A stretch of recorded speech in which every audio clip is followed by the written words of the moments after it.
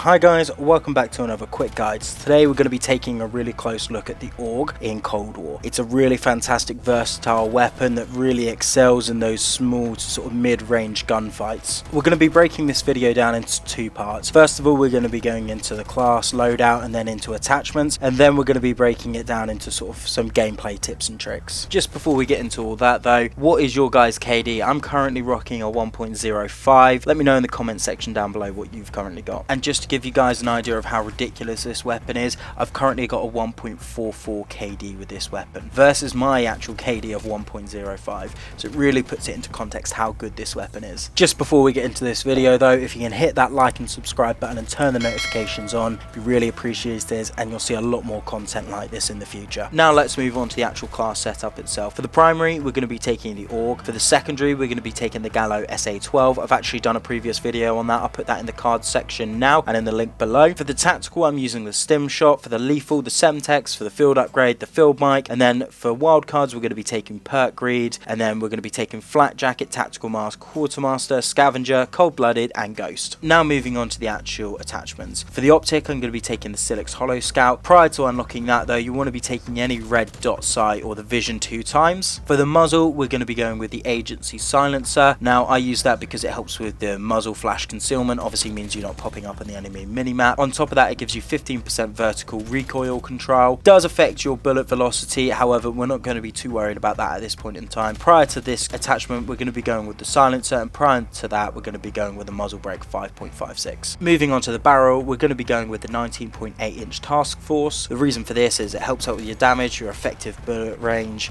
and your bullet velocity. It does hinder your recoil control, however we are making up for that throughout the build anyway, so don't worry about that too much at this point in time. Prior to that, we're going to be going with the 18.2 inch strike team, and prior to that the 18 inch rapid fire. Moving on to the underbarrel, we're going to be going with the field agent foregrip. The reason for this, helps with the recoil control quite immensely. It does hinder your shooting move speed, however you know you're not going to be running and gunning with this too often. It's a bit more of an anchoring gun. And prior to the field agent foregrip, we're going to be going with the front grip as it helps out with the recoil control. Moving on to the stock, I'm currently using the marathon stock, however I think I'm going to start using the Raider pad as soon as it's unlocked. However, it takes a very long time to unlock that attachment, but really you know you're going to be helping out your sprint to fire with the marathon stock, and then with the Raider pad you're going to be helping out with your sprint to fire as well as your aim walking movement speed, and you are going to be hindering your hip fire accuracy. However, you know you're not going to be wanting to hip fire with this weapon too often as it is a little bit unpredictable anyway. Now moving on to a few general tips and tricks with this weapon. In terms of gameplay, you're going to be wanting to do a bit of an anchoring game style. You're not going to be wanting to run around in a free-for-all or a team deathmatch. To be honest,